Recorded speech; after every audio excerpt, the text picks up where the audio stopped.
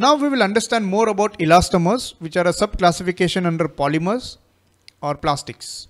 So elastomers are a type of amorphous polymers or amorphous plastics which exhibit rubber-like elasticity. So we have seen in the lecture on glass transition temperature that the amorphous plastics will transform from glassy state to rubbery state. This transformation results in the drop of the modulus and the material starts to behave viscoelastic in nature. The difference between elastic and viscoelastic behavior is shown over here. So this is elastic deformation, in which the stress is directly proportional to the strain. This is viscoelastic deformation, in which the stress is not directly proportional to the strain and it is a curve, and also the loading and unloading cycles are not the same. Over here, in a purely elastic deformation, the loading and unloading will be on the same line. There will not be any energy loss. But over here, there is energy loss between the loading and unloading cycle. So we have seen that in the loss coefficient. So a viscoelastic material will have higher loss coefficient as compared to an elastic material. So this gives them the properties of low modulus and extremely high viscoelastic deformations even at low loads. So glassy state plastics or plastics which are harder and rigid do not have such properties. But elastomers have such properties because they are viscoelastic in nature. This viscoelastic nature is also called as rubbery nature because rubber is the main material which is considered as the main elastomer, which is generally used in industry. So the way rubber behaves is generally a template for other elastomers also.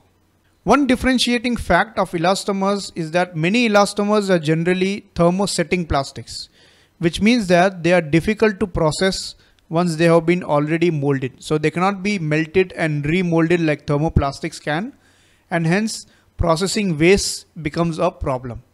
Some common examples of elastomers include natural rubber, which is a naturally occurring substance extracted from trees. NBR is a synthetic rubber, which is chemically synthesized.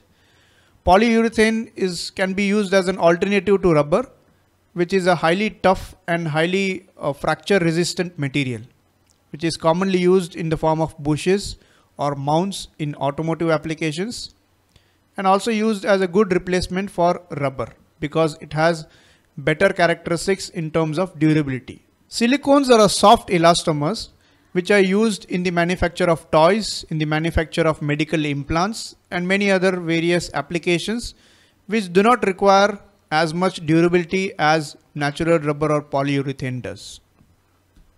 Since they are thermosetting plastics, processing is a problem. Processing costs higher, and hence elastomers are generally costlier as compared to thermoplastics, the generic thermoplastics.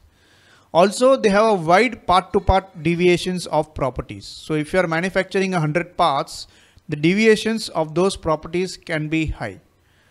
That is a characteristic of elastomers. For example, rubber bushes which are used in automotive applications for vibration isolation have a very wide part-to-part deviations almost to the range of plus or minus 15%. That is, for plus or minus 15% change in the stiffness is accommodated in such applications. Now if we compare elastomers to the generic polymers or thermoplastics, which we have already seen, generic polymers like PP, PC, ABS, nylon, these polymers are generally hard and stiff compared to elastomers which are softer and stretchier like rubber. Because of the viscoelastic properties, elastomers can take much higher mechanical loads before they undergo fracture. And they have much higher internal damping properties. So this is a very important property of elastomers, which is why they are used for vibration isolation. As we have seen in the lecture of loss coefficient and the damping properties, the amount of energy lost between the loading and unloading cycle will basically decide how good a damping material that is. Elastomers generally have a very high gap over here and hence lose a lot of energy between the loading and unloading cycle and have a good amount of phase shift between the loading and the deformation, which is called as tan delta. Hence, it is a common practice that elastomers are generally characterized for their damping properties with respect to the dynamic mechanical analysis, which is a special type of analysis designed for especially for materials like elastomers.